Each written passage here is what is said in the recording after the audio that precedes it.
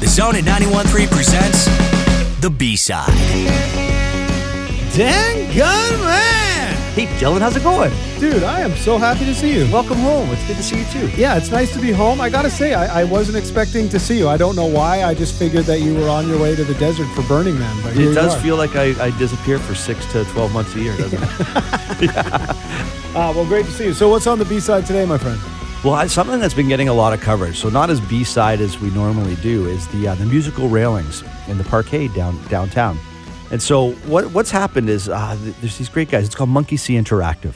And Scott Amos and Dave Parfit are the guys behind that. And you've talked about these guys on this program before. For sure. You know, they did the, remember, you saw it at the festivals for sure. There's a Philips piano organ that was bottles that played. Yeah. They built that. And they all the bottles lit up and you played the bottles and such. Yeah, they built that really cool interactive thing, fun thing for kids to play with and for me to play with. Yeah. And they built the Registroid, which was like an old cash register with all these crazy lights coming out of it. And each section, like the dollar section and then the penny section and the whatever sections are on a cash register, as you push them, they introduce different sounds. So you can make your own music and it lights up and it's really cool. They did that. And they've been involved in just lots. Oh, the other one too is last year, people saw at Thinklandia. They had those big white cisterns, those cubes that were full of lights and they light up. Yeah. And now they're over by Dockside Green. That's right.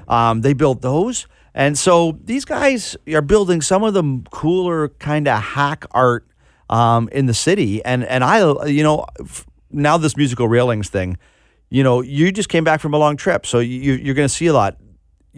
Nobody can underestimate, or nobody should underestimate, how important those little whimsical installations can be for the character, the soul, and for how memorable a city is, mm-hmm. right? And so I'm really excited to see more and more of this. I don't always understand regular art. When I say regular art, I really get interactive, hacked, technology art. I just find it very cool and it appeals to me in a great way.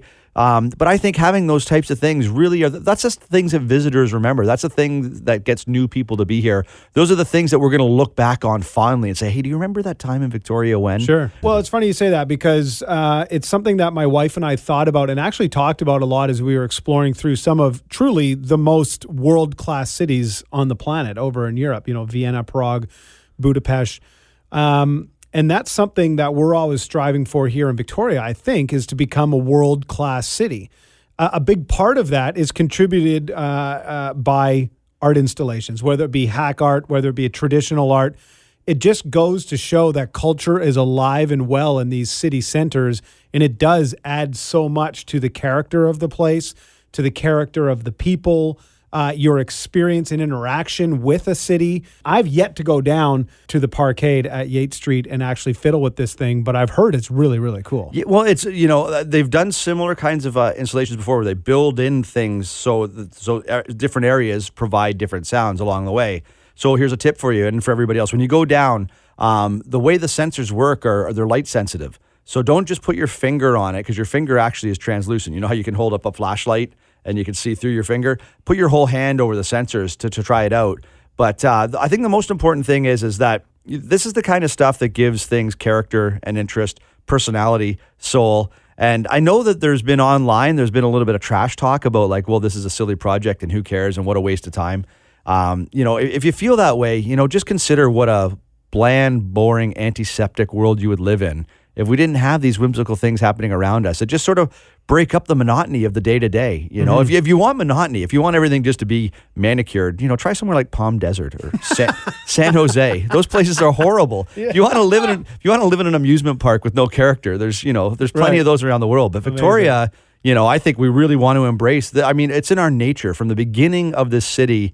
When it was a trading post until now, it's been about innovation and thinking different and appreciating things that other people may not notice. And I think this is another step in that direction. And I applaud the artists and the funders for making this happen. And next time you're feeling a little cranky and you think everybody's stupid and all politicians are liars, which, a lot of people do think when they're driving around town, head down to the parkade, make a little music with your hands. Yeah, and make some music with some handrails. Feel a little bit better. Did you always say Budapest, or did you start saying that after you visited? Once I came back. Yeah, it's funny, Been called out. Yeah. It was Budapest. Yeah. I have a buddy who went to Lau Lao, not Laos. Yeah, and I was right. like, I didn't know that. So I always know when people have been somewhere because suddenly they say it Right. different than I do. Our time in Budapest was fantastic. You sound like those hot tub people on Saturday Night Live. Lava. All right. Thanks, Dan Gunn. Thanks, Dylan.